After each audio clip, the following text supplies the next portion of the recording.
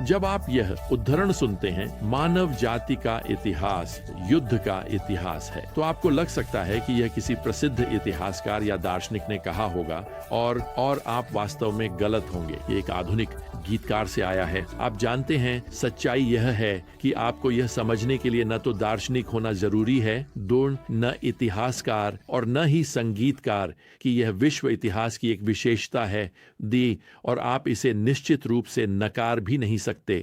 मानव जाति का आय का इतिहास युद्ध का इतिहास है। आप जानते हैं, इसी के साथ साथ हर किसी के दिल में शांति की चाह होती है। एक ऐसा समय जब आप जानते हैं, बड़े युद्ध और छोटे युद्ध सभी आखिरकार समाप्त हो जाएं, लेकिन शांति कभी टिकती नहीं लगती, है ना? मैंने सुना है कि कहा जाता है, शांति वही है जब हर कोई फिर से हथियार भरने के लिए लड़ाई रोक देता है। लेकिन मैं आपको बताना चाहता हूं, शांति का दिन आने दसित वाला है। शांति और न्याय का दिन पृथ्वी पर और मानव जाति के लिए आने वाला है, और यह तब आएगा जब यीशु मसीह लौटेंगे और अपना राज्य स्थापित करेंगे, जैसा कि परमेश्वर के वचन के अनुसार कहा गया है। लेकिन क्या आपने कभी इस बात पर विचार किया है कि जब यीशु मसीह लौटेंगे तो वह एक अंतिम महान युद्ध के बीच में होगा? वास्तव में एक ऐसा युद्ध था जिसे वह आने वाले उस दिन जीतेंगे। तो जब हम जकरियाह की इस भविष्यवाणी के अंत की ओर आते हैं, इस छोटी सी पुस्तक में, यह आज हमारे ज्ञान यात्रा में समाप्त होने वाली है, और भविष्यवक्ता अपने विचारों को इज़राइल और यीशु की वापसी, जो कि इज़राइल के मसीह हैं, उस दिन पर केंद्रित करने जा रहे हैं। वास्तव में उस दिन यह अभिव्यक्ति जकरियाह की इन अंतिम 3 अध्यायों में 19 बार दोहराई जाएगी। अब अध्याय 12 इस अद्भुत स्मरण के साथ शुरू होता है कि प्रभु वही हैं जिन्होंने आकाश को फैलाया, पृथ्वी की नींव रखी और मनुष्य के भीतर आत्मा का निर्माण किया। दूसरे शब्दों में, सृष्टिकर्ता परमेश्वर के रूप में उनकी शक्ति हमें यह आश्वासन देती है कि वे विजयी होंगे। और सोचिए, यदि वे संसार की रचना कर सकते हैं तो वे संसार को शांत भी कर सकते हैं। अब इससे पहले कि संसार में वह शांति आए जो अंततः आएगी, वहां बहुत बड़ा उथल पुथल होगा।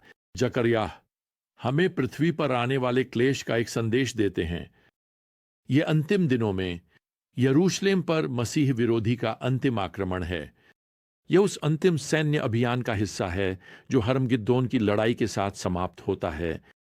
तीसरी आयत कहती है, और इसे कल्पना करने की कोशिश कीजिए, पृथ्वी की सभी जातियां यरूशलेम के विरुद्ध इकट्ठी होंगी।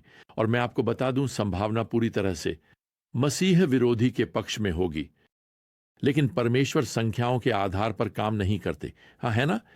वास्तव में प्रभु इन सेनाओं पर भ्रम लाने वाले हैं, और 5वीं आयत हमें बताती है कि वह यरूशलेम के निवासियों को प्रभु के द्वारा सामर्थ्य देंगे, जैसा कि यह पाठ कहता है।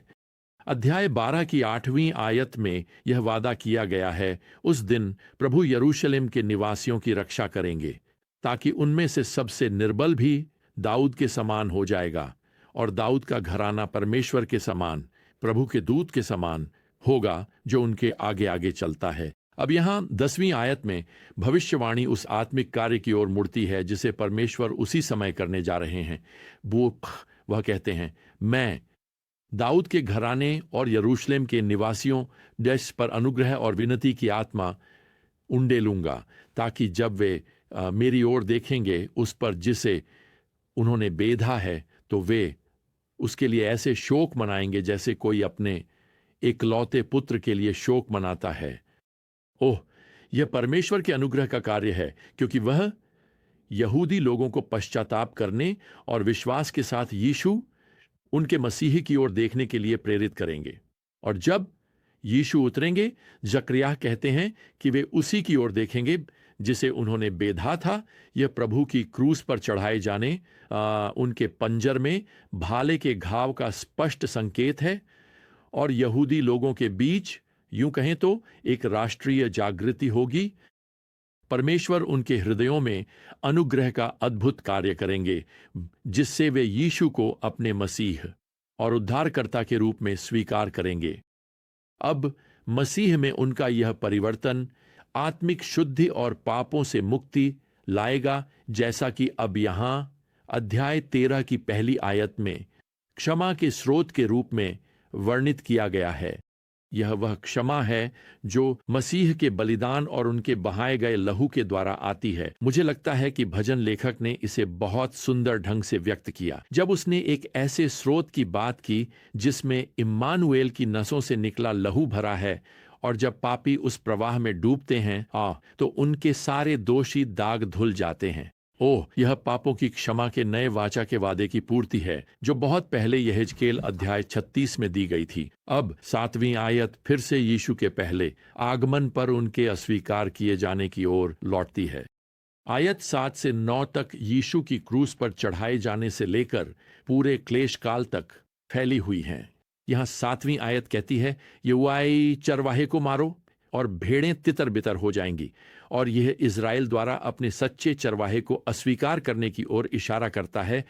और मसीह की मृत्यु के माध्यम से यह परमेश्वर की योजना थी, वैसे शुरू से ही पापों के लिए एक बार के लिए सबके लिए बलिदान के रूप में, लेकिन उनके अस्वीकार के कारण अब राष्ट्र को उनके द्वारा उसे अस्वीकार करने के परिणाम भुगतने पड़ते हैं, और वे सचमुच अन्य राष्ट्रों में तितर बितर हो जाते हैं, जैसा कि यहाँ परमेश्वर ने वादा किया है। अब अंततः भेड़ों का यह तितर बितर होना, जो कि इज़राइल की ओर संकेत करता है, यहाँ 8वीं आयत में दिए गए इस वादे की ओर ले जाएगा। 2/3 काट दिए जाएंगे और नष्ट हो जाएंगे, और 1/3 जीवित बचा रहेगा। अब संदर्भ हमें यह संकेत देता है कि यह भविष्य में होने वाला है, भविष्य की क्लेश काल में, अंत समय में, जब विशेष रूप से इस्राएल को मसीह विरोधी के हाथों भारी उत्पीड़न सहना पड़ेगा। जो 1/3 लोग बचेंगे वे उस दुख, उस त्रासदीपूर्ण और भयानक समय के माध्यम से तैयार किए जाएंगे, और परमेश्वर उन्हें इस प्रकार तैयार करेगा कि वे अंततः उद्धार के लिए प्रभु को पुकारें। वास्तव में 9वीं आयत कहती है, वे कहेंगे, प्रभु मेरा परमेश्वर है। रोमियो अध्याय 11 आयत 26 हमें बताती है कि यही वह समय है जब समूचा इज़राइल उद्धार पाएगा। प्रियजनों, परमेश्वर इज़राइल को समाप्त नहीं करने जा रहा है। कलीसिया ने इज़राइल का स्थान नहीं लिया है। बस भविष्यवक्ता जकर्याह की बात सुनिए। परमेश्वर इज़राइल को पश्चाताप की ओर ले जाएगा। वह लोगों को उनके प्रतिज्ञात देश में वापस लाएगा, जहां वे अपने मसीहा यीशु को ग्रहण करने की प्रतीक्षा करेंगे। अब इसके साथ जकर्याह का अध्याय 14 हमें उस बिचाशी अंतिम हमले की ओर ले जाता है, जब संसार की सेनाएं मसीह विरोधी के नेतृत्व में यरूशलेम पर आक्रमण करेंगी। और प्रारंभ में यरूशलेम इस भीषण आक्रमण के आगे पीड़ित होता है। दूसरी आयत हमें बताती है, नगर पर अधिकार कर लिया जाएगा और घरों को लूटा जाएगा। यरूशलेम के आधे निवासी निर्वासन में चले जाते हैं, लेकिन बाकी के बारे में यहाँ वादा किया गया है, वे नगर से काटे नहीं जाएंगे। दूसरे शब्दों में, जब सब कुछ निराशाजनक लगता है, तब प्रभु हस्तक्षेप करने के लिए आते हैं। तीसरी आयत कहती है, तब उसी समय प्रभु उन राष्ट्रों के विरुद्ध युद्ध करने के लिए बाहर निकलेंगे, जैसे वह युद्ध के दिन लड़ते हैं। और मैं आपको बताऊं, उस दिन इज़राइल के लिए इससे अच्छा सहयोगी कोई नहीं हो सकता था। चौथी आयत कहती है, मसीह जैतून पर्वत पर खड़े होंगे, वहीं लौटेंगे जहां से वे सदियों पहले अपने स्वर्गारोहण के समय गए थे। और आप जानते हैं, जब प्रभु जैतून पर्वत पर लौटते समय वहां उतरेंगे, तो हमें बताया गया है कि वह पर्वत विभाजित हो जाएगा, वह एक घाटी का रूप ले लेगा, और इसी घाटी के माध्यम से यरूशलेम के निवासी सुरक्षा के लिए भागेंगे। हम यहाँ 5वीं आयत में पढ़ते हैं, मेरे प्रभु परमेश्वर आएंगे, मैन और रिच उनके साथ सभी पवित्र जन होंगे। अब ये सभी पवित्र जन स्वर्गदूत हैं, और मुख्य रूप से वे विश्वासी हैं जो स्वर्ग से उनके साथ आते हैं, मसीह के साथ जब वे स्वर्ग से उतरते हैं और यह युद्ध जीतते हैं और इज़राइल राष्ट्र को पुनः स्थापित और पुनर्जीवित किया जाता है। अब मुझे आपको बताना है, यह कोई बहुत बड़ा युद्ध नहीं है। वास्तव में जो लोग यरूशलेम पर हमला कर रहे हैं वे नष्ट कर दिए जाएंगे। आयत 12 इस दृश्य का वर्णन करती है। उनका मांस उनके पैरों पर खड़े खड़े सड़ जाएगा, उनकी आंखें उनके गड्ढों में सड़ जाएंगी और उनकी जीभ उनके मुंह में सड़ जाएगी। यह हमें यह बताने का एक और तरीका है कि इन सैनिकों में से कई वहीं खड़े खड़े धूल में बदल जाएंगे। आयत 13 उस घबराहट चन का वर्णन करती है जो बाकी सभी सैनिकों में फैल जाएगी। इन राष्ट्रों की सारी सेनाएं एक दूसरे पर हमला करेंगी और मूलतः एक दूसरे को ही पराजित कर देंगी। अब जकर्याह अध्याय 14 का शेष भाग इस भविष्यवाणी की पुस्तक का समापन करता है।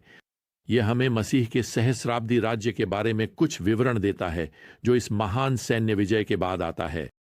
वे अन्य जाति जिन्होंने क्लेश काल के दौरान मसीह में विश्वास किया है और जो अंत तक जीवित बचे हैं, वे मरे नहीं हैं।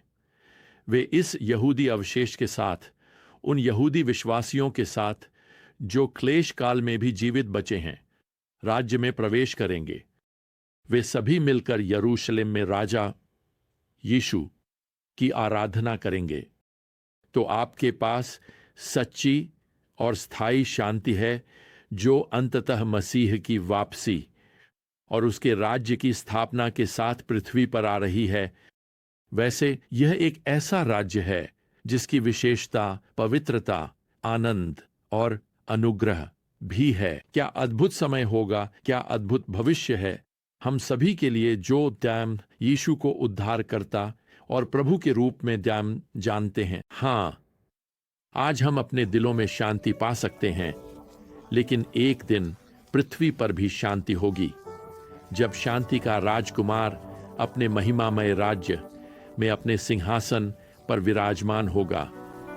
तब और केवल तब ही प्रियजनों पृथ्वी पर अंततः शांति होगी। तो जब तक हम फिर से यात्रा शुरू न करें, प्रभु यीशु मसीह का अनुग्रह की, परमेश्वर का प्रेम और पवित्र आत्मा की संगति आप सभी के साथ बनी रहे। आमीन।